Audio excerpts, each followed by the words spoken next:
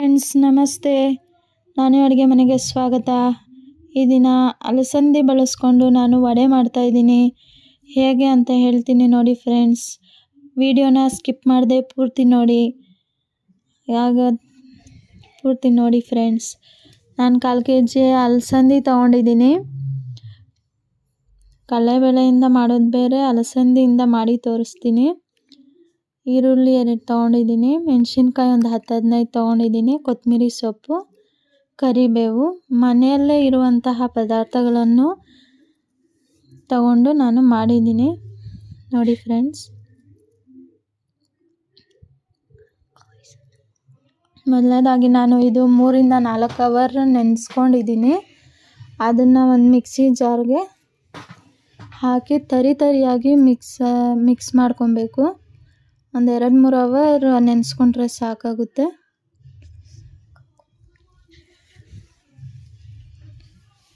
ತರಿಯಾಗಿ ನಾವು ಮಿಕ್ಸ್ ಮಾಡ್ಕೊಬೇಕು.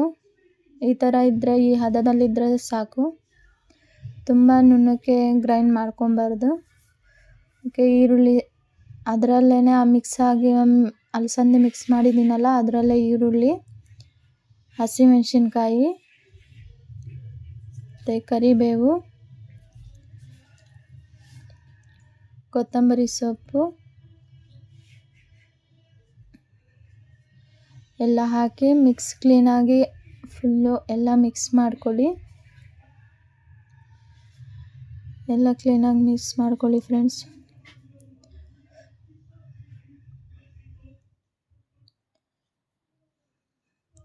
ಎಲ್ಲ ಮಿಕ್ಸ್ ಕ್ಲೀನಾಗಿ ಆಗ್ತಾಯಿದೆ.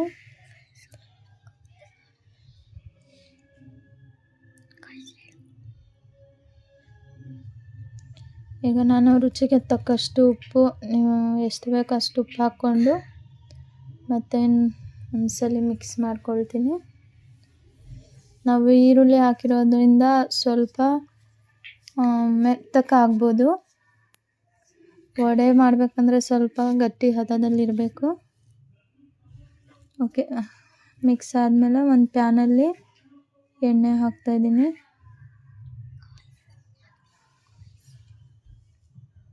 ಓಕೆ, ಈ ಹದದಲ್ಲಿದ್ದರೆ ವಡೆ ಮಾಡ್ಕೊಳ್ಳೋದಕ್ಕೆ ತುಂಬ ಈಸಿ ಆಗುತ್ತೆ. ತುಂಬ ಮೆತ್ತಗಾದರೆ ಒಂದು ಸ್ವಲ್ಪ ಅಕ್ಕಿ ಹಿಟ್ಟು ಮನೇಲಿದ್ದರೆ ಅದನ್ನು ಹಾಕಿ ಕಳಿಸ್ಕೊಳ್ಳಿ, ಏನು ಪ್ರಾಬ್ಲಮ್ ಇಲ್ಲ.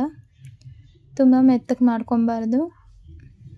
ಒಂದು ಹದದಲ್ಲಿ ಆ ಥರ ಮಾಡಿಕೊಂಡು ವಡೆ ಹಾಕ್ಕೊಳ್ಬೇಕಾಗುತ್ತೆ.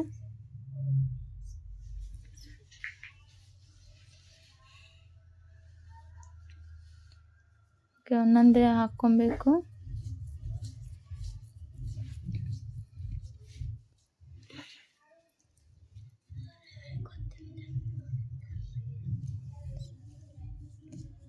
ಒಂದು ಸ್ವಲ್ಪ ಕಲರ್ ಬರುತ್ತೆ. ಅದು ಅಲಸಂದಿ ನೆನೆಸಿ ಮಿಕ್ಸಿಗೆ ಹಾಕಿರೋದ್ರಿಂದ ಬೇಗ ಫ್ರೈ ಆಗುತ್ತೆ.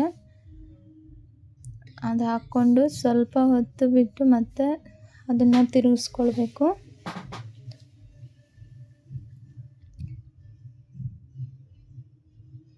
ಫ್ರೈ ಆಗ್ತಾಯಿದೆ ಫ್ರೆಂಡ್ಸ್. ಆಗ ಮತ್ತೆ ತಿರುಗಿಸ್ಕೊಬೇಕು. ಆ ಥರ 1 ಮಿನಿಟ್ ಬಿಟ್ಟು ಮತ್ತೆ ತಿರುಗಿಸ್ಕೊಂಡ್ರೆ ಅದು ಕಲರ್ ಚೇಂಜ್ ಆಗುತ್ತೆ. ಆ ಕಲರ್ ಬಂದಿದೆ, ಮೆರೂನ್ ಕಲರು. ತುಂಬ ಕ್ರಿಸ್ಪಿಯಾಗಿರುತ್ತೆ, ತಿನ್ನೋದಕ್ಕೆ ತುಂಬ ಚೆನ್ನಾಗಿರುತ್ತೆ, ಟೇಸ್ಟಿಯಾಗಿ. ಅಲಸಂದಿಯಲ್ಲಿ ಮಾಡಿದ್ದೀವಿ ಅನ್ನೋದು ನಮಗೆ ಗೊತ್ತೇ ಆಗಲ್ಲ, ಅಷ್ಟು ರುಚಿಯಾಗಿರುತ್ತೆ ಫ್ರೆಂಡ್ಸ್.